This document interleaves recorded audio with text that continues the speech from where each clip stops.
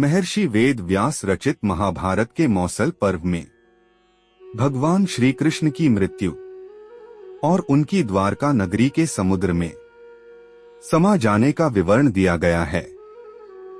श्री कृष्ण की 8 पत्नियों में से जाम्बवती के पुत्र का नाम सांब था।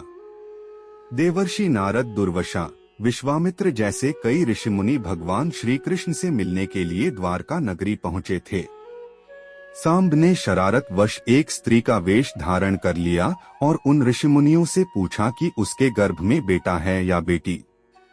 एक ऋषि उसकी शरारत को समझ गए और गुस्से में सांब को श्राप दिया कि वह एक लोहे की तीर को जन्म देगा, जिसके कारण उसके कुल का सर्वनाश हो जाएगा।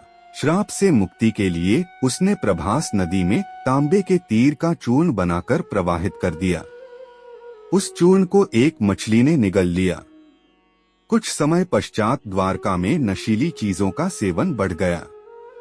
छलकपट जैसी चीजें वहां के लोगों में आ गई थीं। लोगों के गलत आचरण और कार्यों से पाप बढ़ गया था। पाप से मुक्ति के लिए भगवान श्री कृष्ण ने अपनी प्रजा से प्रभास नदी के किनारे व्रत, स्नान आदि का सुझाव दिया। उनकी सारी प्रजा वहां चभम ली गई, लेकिन वहां पर आपस में ही उनकी लड़ाई हो गई, जिसमें अंत में श्री कृष्ण और उनकी प्रजा के कुछ लोग बच गए। श्री कृष्ण के आदेश पर बाकी प्रजा हस्तिनापुर चली गई। इस बीच भगवान श्री कृष्ण वन में ध्यान मुद्रा में थे।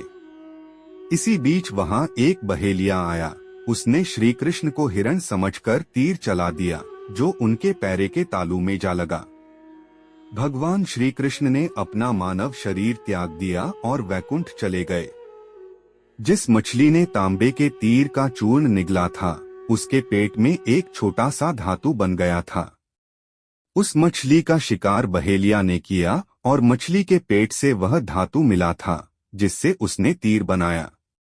उस तीर से ही श्री कृष्ण के इस अवतार का अंत हो जाता है।